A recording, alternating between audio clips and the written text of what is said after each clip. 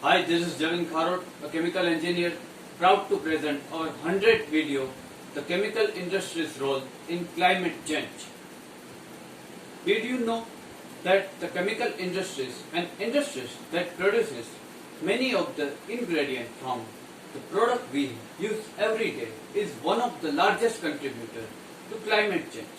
Climate change is quickly evolving into climate catastrophe, and there are narrower window of the time to do something about it.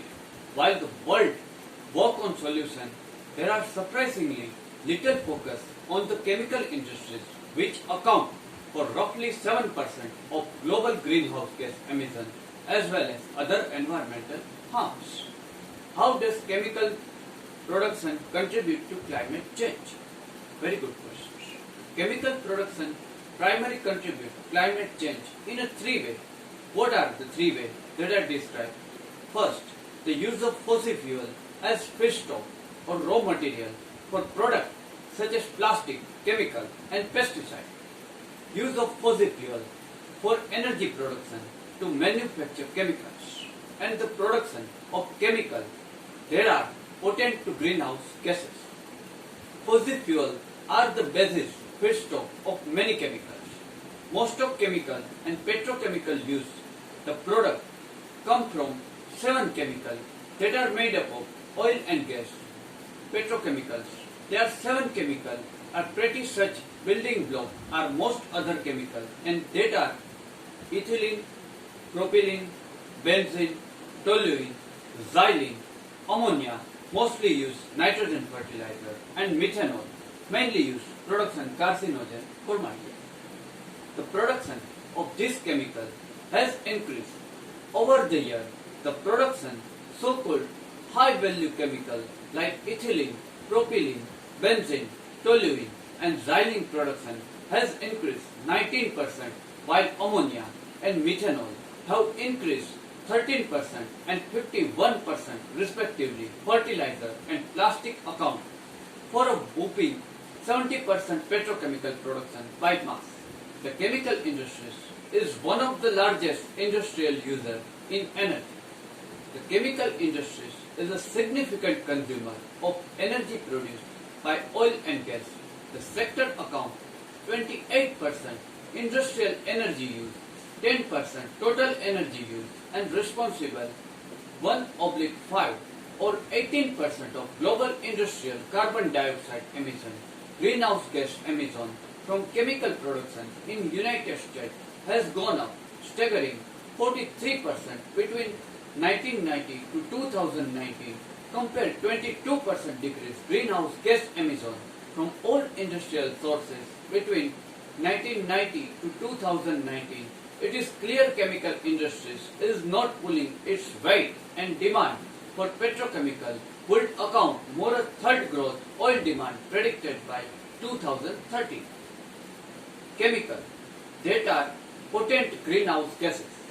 Many chemicals they are manufactured contribute release greenhouse gases, fluorinated gases, hydrofluorocarbon, perfluorocarbon, sulfur hexachloride, and nitrogen trifluoride. They are released industrial process can also found refrigeration, air conditioning, heat pump equipment, fluorinated gases. They are potent greenhouse gas, and they are significant higher global warming impact. Carbon dioxide, weak or non-existence regulation of the industries have led to widespread cancer, respiratory illness, and even facility explosion. Primary low-income community and community of color. But the industry's essential free pass to continue business as usual. It just keep on while little accountability. The same hold true when come to industry contribute to our warming planet, which are happening three major ways. First, fossil fuel are the feedstock for chemical manufacture, meaning that natural gas and coal are used raw material of chemical.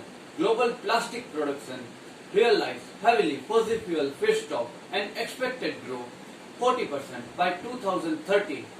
That will bring more environmental problems, and around 98% single-use plastic derived from fossil fuel, it releases greenhouse gas emission at every stage of its life cycle. Only a small amount of plastic products are recycled. Most end up landfill or environment, and nearby one quarter is incinerated, releasing millions of metric tons carbon dioxide and other harmful air pollutants. Second, fossil fuel power chemical manufacturing. Some of the most commonly manufactured primary chemicals like ethylene, propylene, benzene, toluene, ammonia, methanol account two-thirds energy use industries according International Energy Agency. While the industries has implemented some of the energy efficiency measures, lower carbon technology, direct carbon dioxide emission from chemical production have continued increases. Third, the chemical industries contribute climate change by producing chemicals. They are themselves potent greenhouse gases. For example, hydrofluorocarbon use refrigerant and foam blowing agent 3,800 times more demanding to climate than carbon dioxide. Solutions. Now we are talking about solutions. For far too long, chemical industries has avoided the scrutiny it deserves as significant contributor to climate change in order to protect public health and the health of planet. There need major transformation of the chemical industries. One of that center the need of people who are most vulnerable to impact chemical production and climate change, like those community living in the fence line. Major shifts include the phase out use fossil fuel used to produce the energy manufactured chemical and phase out manufactured chemical that releases greenhouse gases. Eliminate use fossil fuel feedstock for chemical invest significant research and development into greenhouse chemistry. There has been little innovation in the chemical industries since advent the chemical manufacture because there has been little incentive to do so. More political and public pressure is needed to make this happen. Stop the expansion single-use plastic or more strictly regulate the production of plastic and plastic recycling.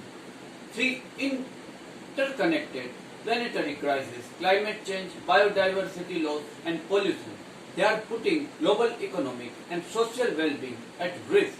This is how United Nations Environment Programme UNEP framed societal change February 2001 strategy. Okay, now complex interlink between climate change, chemical pollution and biodiversity loss. Research shows climate change can make wildlife ecosystem more sensitive chemical pollution with associated knock-on impact on people. For species already heavily impact climate change, such in the polar region, exposure, toxic chemicals and additional critical stressors implementing enhance the survival. A study from 2017 shown that the combination sea ice decline and exposure to pollution and have a dramatic impact the polar bear ability to store energy via fat to survive through period of food scarcity and reproductive fasting. On the other hand, sea ice decline induces longer period of fasting reduces foregoing opportunity leading poor body condition and polar bear. The poor body condition have been found to increase level organic pollutant in their fatty tissue. On the other hand, exposure certain organic pollutant disrupt the liquid metabolism, the ability of marine mammals and produces fat. The sound it is study found the impact high level pollution lipid metabolism was much higher during period higher climate stress when sea and ice level are very low. The example shown how the combination multiple stressors, climate change and chemical pollution put vulnerable species higher. How chemical production and producing fueling the climate crisis.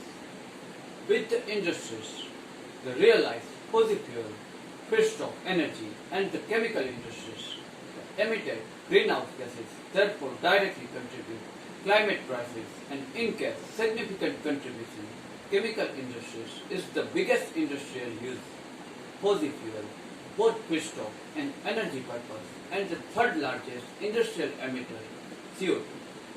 Now, its conclusion. Synthetic chemicals are just one of pieces, the complex puzzle that need urgent attention, mitigate the impact of interlinked planetary crises, the climate change, biodiversity loss, and pollution it involves, reducing the overall toxic stress on people, wildlife, wider environment, and reducing contribute the production use chemical emissions. Okay guys, this is up to the chemical industry's role in climate change. I hope you watching after my video get sufficient knowledge, and thanks very much for listening me up to my 100th episode. Thank you very much and wishes you a very happy Sunday.